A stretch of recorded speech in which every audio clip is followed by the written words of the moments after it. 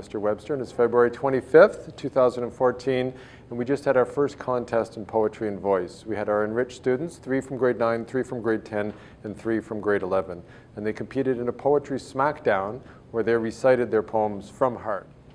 The Tiger by William Blake. Tiger, tiger, burning bright in the forests of the night, what immortal hand or eye could frame thy fearful symmetry? What horror to awake at night, and in the dimness see the light. Time is white, mosquitoes bite. I've spent my life on nothing. The thought that stings, how are you, nothing? Sitting around with something's wife. Buzz and burn is all I learn. I've spent my life on nothing. I'm pillowed and padded, pale and puffing, lifting household stuffing. Carpets, dishes, benches, fishes. I've spent my life on nothing. I am the people, the mob, the crowd, the mass. Do you know that all the great work of the world is done through me? Look, not hurt, hopping foot to foot, which only seems to him you've got trauma to the head or we're already loco. Either way, problemo. These poems, she said, are poems with no love in them. These are the poems of a man who would leave his wife and child because they made noise in his study. So much beauty today, you can't find room for it. Closets already filled with beautiful trees and smells and glances and clever turns of phrase. Behind the sky, there's a storm on the way, which, with your luck, will be a beautiful storm. We will sit around our hewn wood table until our hair is long and our eyes are feeble.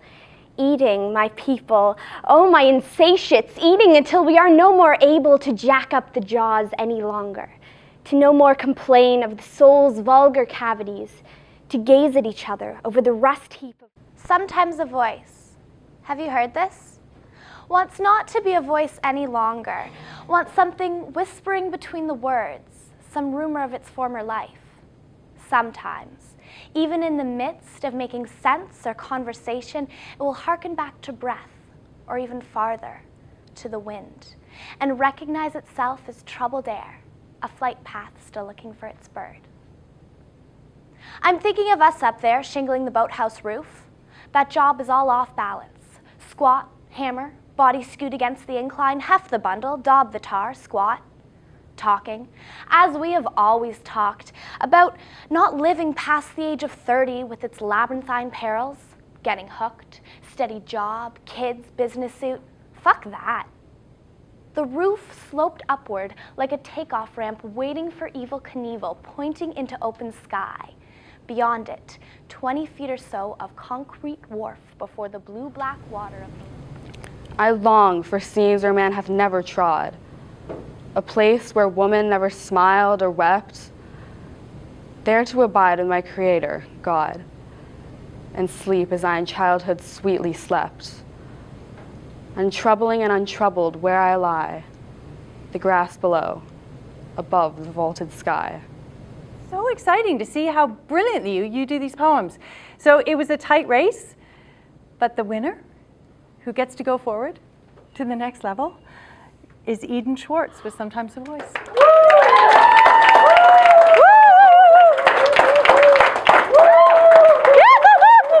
Well done. Thank you. Yeah, Thank really, you very really. much. Did you like that? Have you got another one on your sleeve you can whip out in about 2.5 seconds? I guess I will have to. Yes, you will. I was blown away with how amazing the students were and how fantastic their rendition of those poems were. I was very moved by almost all of the presenters, all of them actually. So I'd love to do it in the future, and I look forward to it coming back to Earl Haig. Thank you.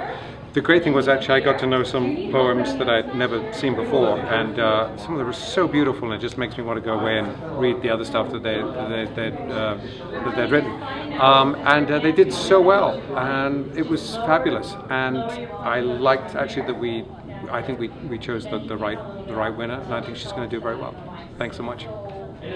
I learned that hand it over to the students and it just goes places you won't believe. Our in-class contests, it felt like we were on a planet called poetry.